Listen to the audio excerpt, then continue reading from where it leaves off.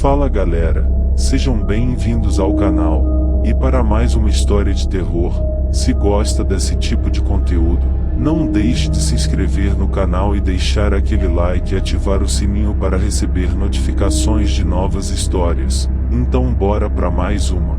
O Checkmate do Diabo. Quando George Lougra foi pela primeira vez a Paris, tinha liquidado duas heranças, a que lhe deixou seu pai e a que recebeu sua mulher. Tinha desbaratado tudo. Era um ébrio e um perdulário. Só não mergulhava nas ondas do crime porque lhe faltavam iniciativa e ação. Era um indolente. Vagava de um lugar para outro, parasita de casas de jogo, desonrando, por toda a parte, o nome honrado da família irlandesa a que pertencia, cujas armas, segundo dizia por toda a parte, poderia usar, se assim o quisesse. O único gosto requintado que ainda conservava, dos bons tempos de sua vida de bem-estar e fartura, era sua paixão pelo jogo de xadrez, no qual era mestre, um dos grandes mestres da Europa. Mesmo no fundo da sua degradação, jamais esqueceu a técnica do difícil jogo.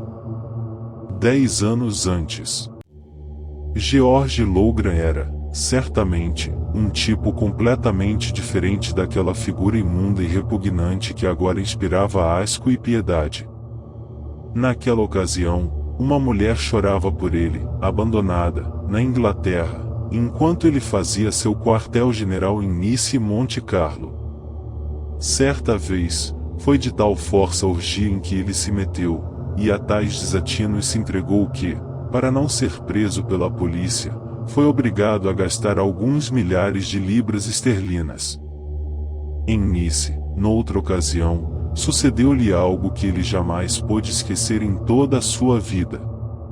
Havia certo lugar que ele frequentava de preferência.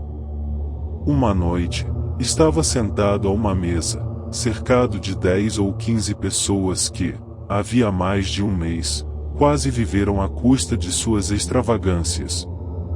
Lougra estava bebendo demais, e um dos seus companheiros o advertiu de que se estava excedendo. "Que?" protestou Lougra. "Eu, bêbado." "Eu." "Não está ainda, mas ficará, se facilitar." Lougra se mostrou indignadíssimo. "Bêbado. Pois fique sabendo que não há, na casa, homem algum que esteja com a vista tão segura como eu. Para que eu me embriague, é preciso beber 2 vezes mais do que qualquer outro." "Bêbado. Você está vendo aquele quadro, lá, seu idiota?" O quadro a que ele aludia era uma oleografia representando a crucificação. "Quer ver como eu sou capaz de acertar nele, daqui, desta distância?" Soltando uma gargalhada, Lougra ergueu o copo e o despediu pelo ar, com toda a violência. O copo atingiu em cheio o quadro, inundando-o de vinho. Um estremecimento de terror percorreu a assistência. "É sangue! Está saindo sangue do quadro!" exclamou alguém. Cambaleando, Lougra aproximou-se do quadro e o examinou. "Idiotas! Embusteiros!" exclamou. "Não estão vendo que é vinho?" Todos percebiam, entretanto, que o jogador de xadrez estava num estado de nervos deplorável. Sim, era verdade que Lougra tinha provado que não estava embriagado. Mas o que ele fez, para demonstrar isso, encheu de horror todos os presentes e ninguém quis continuar em sua companhia. Somente um de seus amigos, um tal Langeville, ficou e acompanhou-o ao sair. Quando ambos voltavam pela rua Sainte-Nicole, Lougra esbarrou com um homem vestido com um hábito de frade. Era um hábito antigo, todo pardo, terminando por um capucho que cobria inteiramente a sua cabeça. Lougram começou a pedir desculpas. Não se incomode, Lougram, disse o desconhecido. Você fez pior do que isso, há alguns momentos. Lougram se deteve subitamente, com os olhos arregalados. E, então, sem motivo aparente, todo seu corpo começou a tremer e foi necessário um grande esforço para ele se dominar.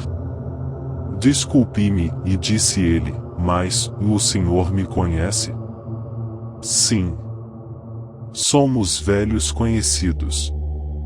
Não me atrevo a dizer que somos amigos, mas... Estavam, agora, frente a frente. Langeveld tinha ficado alguns passos para trás. Lougram sentia um grande aperto no coração. De repente, mal podendo conter um grito de espanto, recuou, assombrado. Debaixo daquele capuz negro tinha visto brilharem não 2 olhos, mas 2 fachos de fogo vermelho. Instintivamente, levantou uma mão, defensivamente. Quis fazer o sinal da cruz. Mas sua mão chegou, apenas, até a altura do pescoço. Não foi possível levantá-la mais alto. Horrorizado, soltou um gemido. Vamos, rapaz! Exclamou o desconhecido.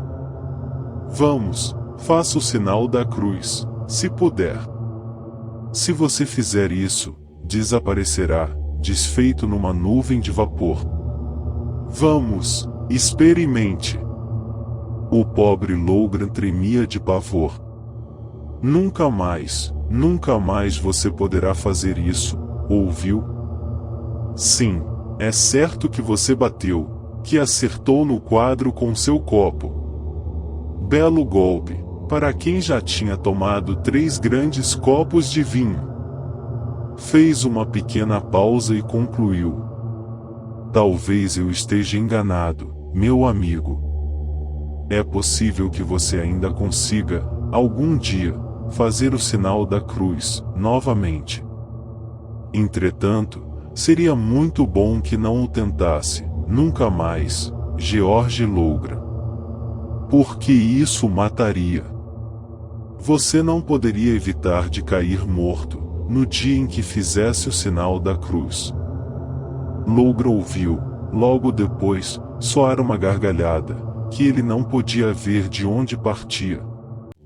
Quando ergueu os olhos, procurando o desconhecido, não o viu mais.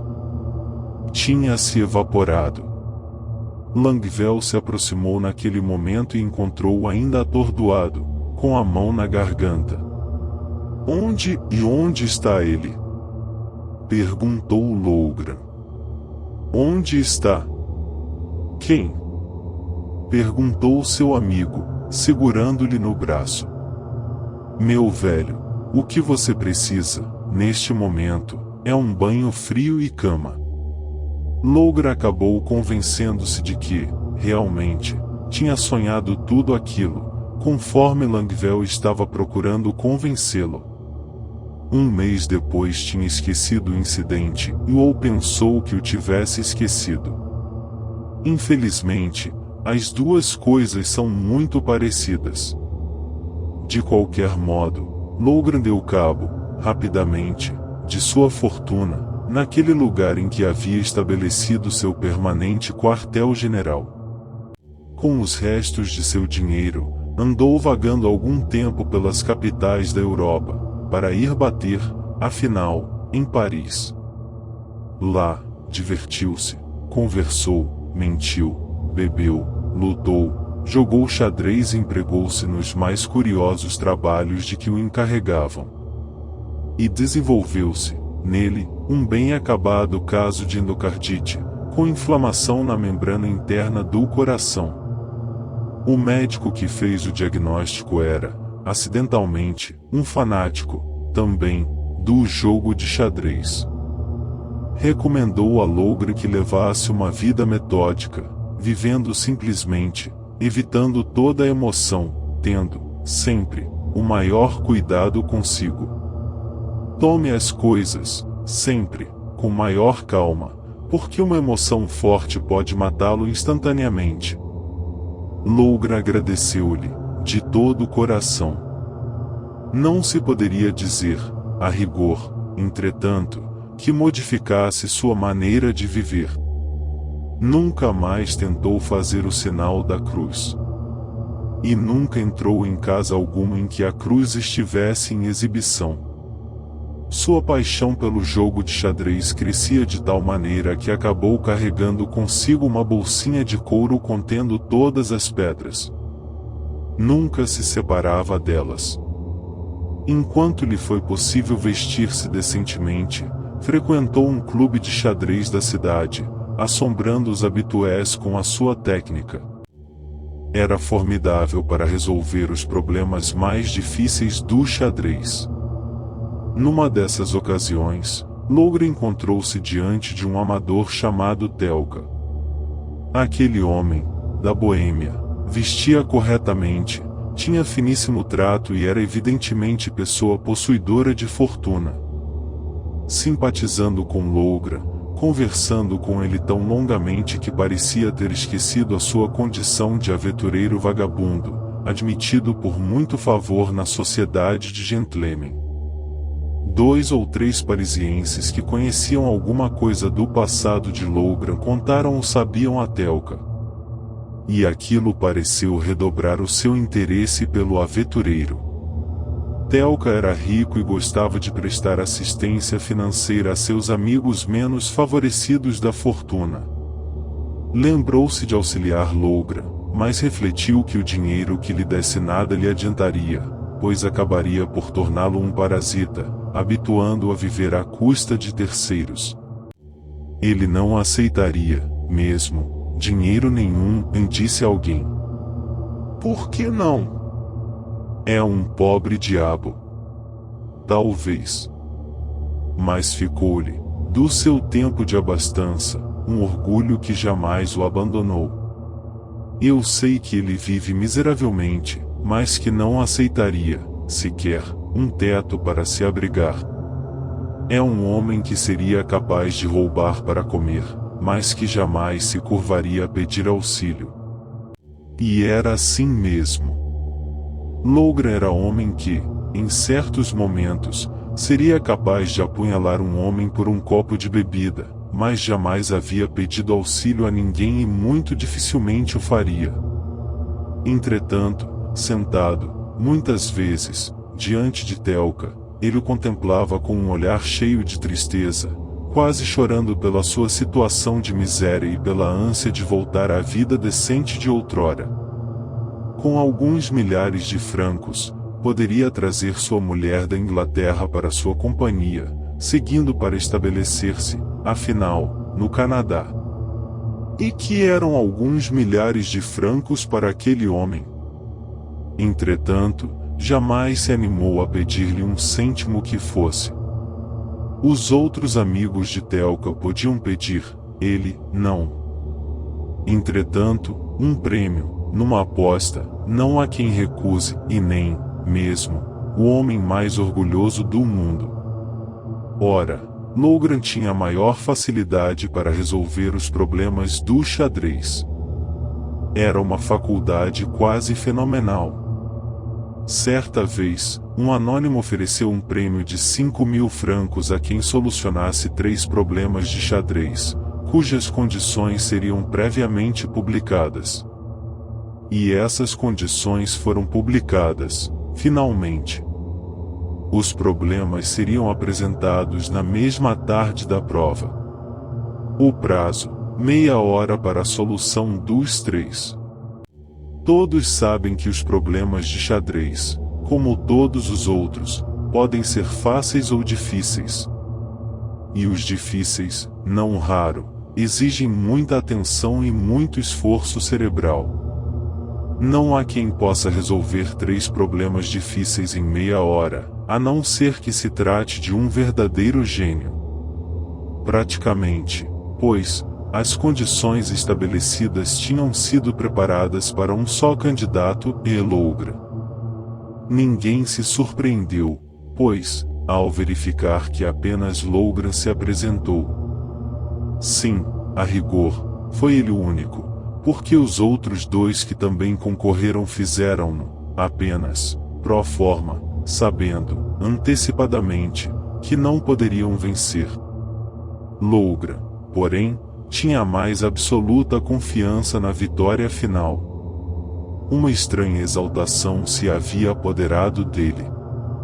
Era a primeira ponte que colocavam entre ele e a sociedade de que havia saído e estava disposto a transpô-la com passo firme e seguro. A vida recomeçava para ele. Telka apresentou o primeiro problema. Era um mate, em 3 movimentos, dificílimo. Os outros concorrentes receberam o problema e deram, cada um, uma orientação diferente ao seu raciocínio. Alguns espectadores faziam apostas sobre o tempo que levaria a cada um a resolver. Lougra descobriu a chave em menos de 10 minutos. Uma trovoada de aplausos cobriu as palavras que anunciaram a solução. Telka apresentou o segundo problema. Este exigiu mais tempo. 15 minutos se passaram, completamente, antes que Lougra o solucionasse. Por fim, já se estava tornando impaciente e foi sob verdadeira excitação nervosa que anunciou a sua solução. Então, pediu o último problema. O último, disse Telka, é o problema denominado o cheque-mate do diabo. Este, creio que o senhor não conhece, Mr. Lougra.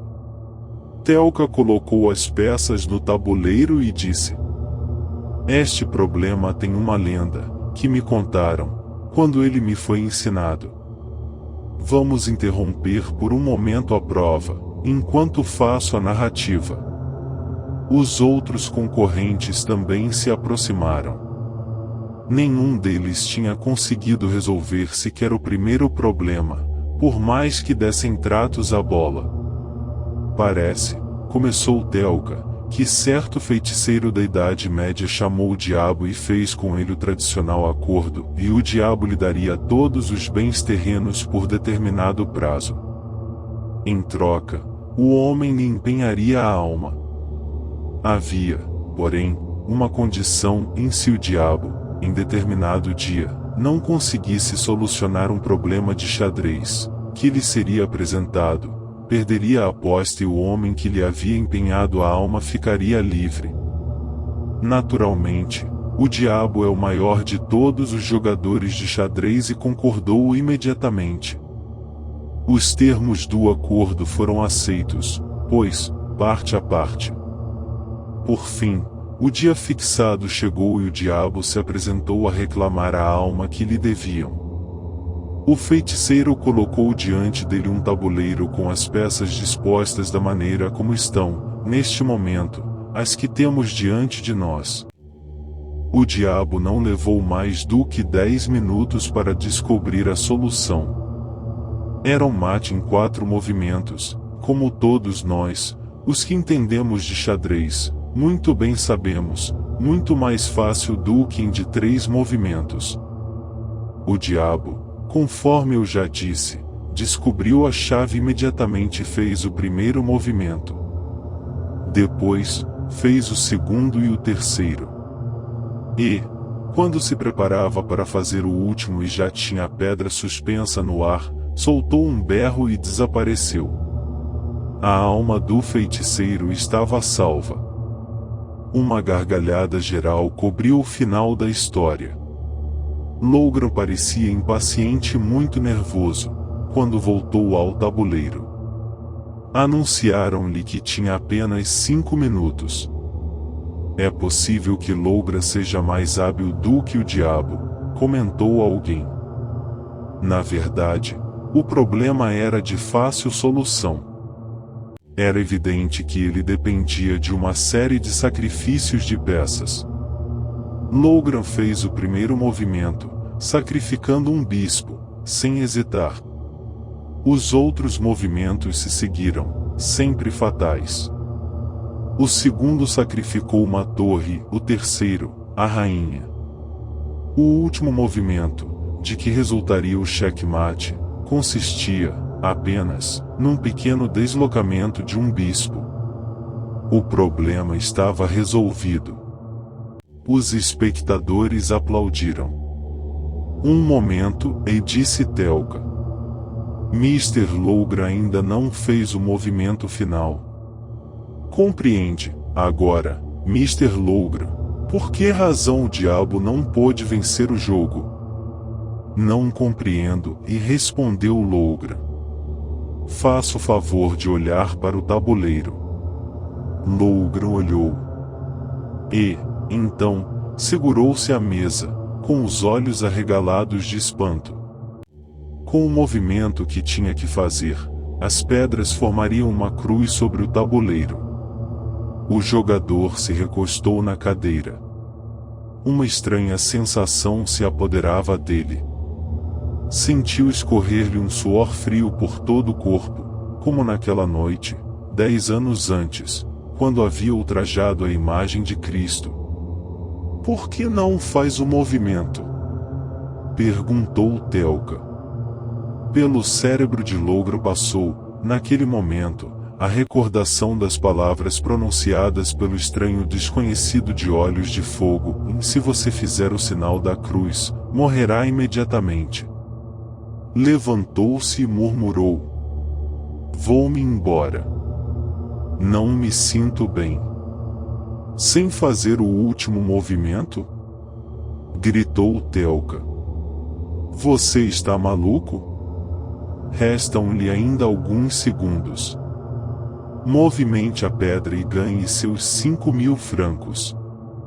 Com o coração aos saltos, Logra estendeu a mão para as pedras, tomou o bispo entre os dedos e fez o movimento.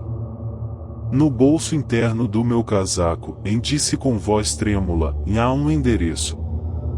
Mandem o dinheiro para minha mulher. E, depois de 2 segundos de silêncio, checkmate.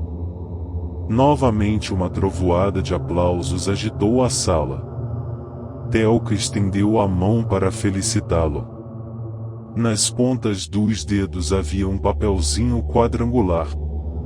Aqui está o cheque, disse. Que é que você quer dizer com essa história de mandar o dinheiro para sua mulher? Logra não respondeu. Apenas respirou profundamente. Sim, tinha feito a cruz e nada lhe havia acontecido. Mas apenas deu um passo à frente, levou a mão ao coração e desabou no soalho. Quando correram em seu socorro, estava morto. Fim. Se gostou, deixa o like e não esqueça de se inscrever no canal.